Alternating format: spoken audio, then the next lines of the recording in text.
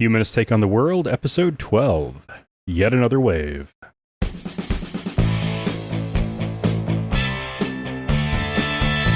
Hello, listeners. It's been a little while. So, we had the vacation. It was 5 days on the Oregon coast, going to the beach every day. Right before that, we saw my mom, which was good, and then we went ahead and came home.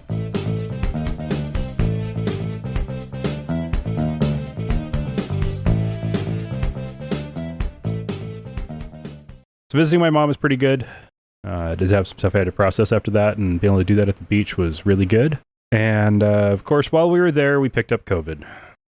Lauren came down with symptoms basically as soon as we started heading home. And it took us 2 days to get back. We camped halfway and made it home, and then Kylie started complaining last little bit of the drive back, and then we got home, and Lauren did the at-home test as soon as she got in the door, and it tested positive absolutely immediately. The next day, I woke up with a sore throat and feeling pretty garbagey.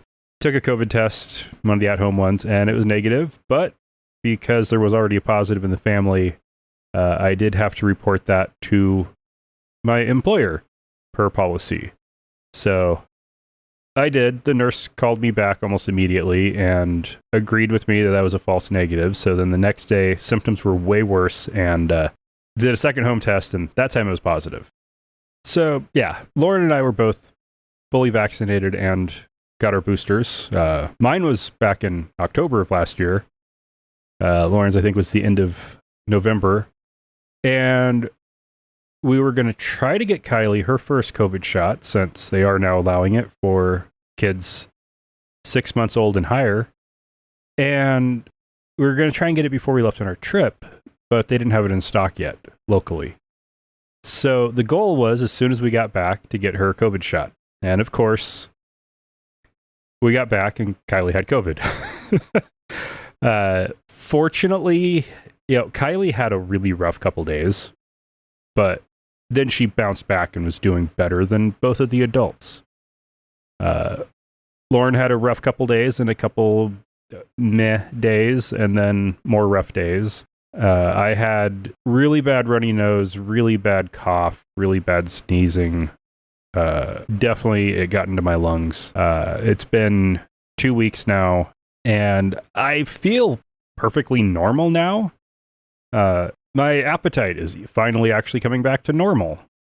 I actually had a third meal today. Or, well, what will end up being 3 meals today, which I haven't done since getting COVID. Just been 2 meals. And we went for a walk on Boise's Greenbelt, and I didn't feel it in my lungs, but have had a little bit of runny nose and sore throat since then. And yeah, it's been 2 weeks.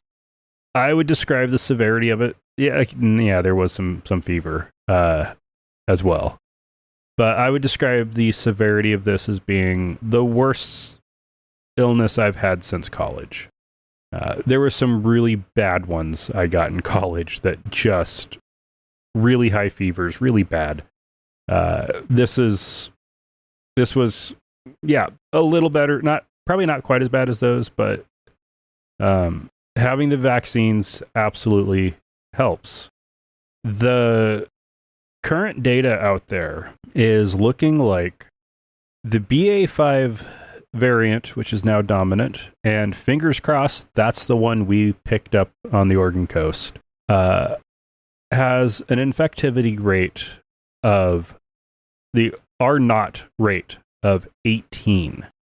That makes it one of the most infectious viruses in human history, at least modern recorded history. Measles has an R0 of 12 to 18 and has been considered like the most perfectly infectious virus. And this is up with that. There is data that with this one, the cloth masks do nothing. The high quality masks help, but aren't as effective. It is 4 times more likely than the original Omicron was to infect fully vaccinated people who are fully vaccinated and boosted. it doesn't appear yet to be any more severe than the other Omicron strains.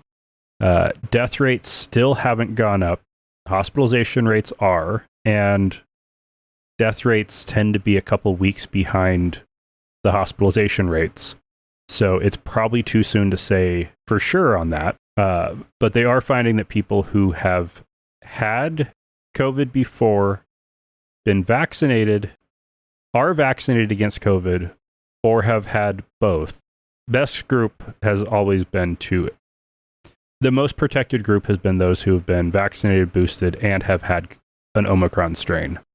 That your chances of having a severe infection, something requiring hospitalization, is still much lower. The chances of actually getting infected and having to go through it is pretty high.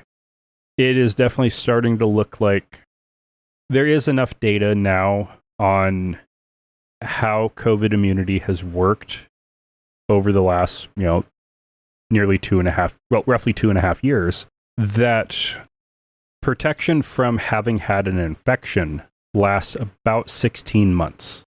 And it's only really that strong for about 6 months. They are finding with the vaccines and even with the boosters, the effective protection lasts, probably about 16 months, and it really drops off as to how much is protecting after about 6.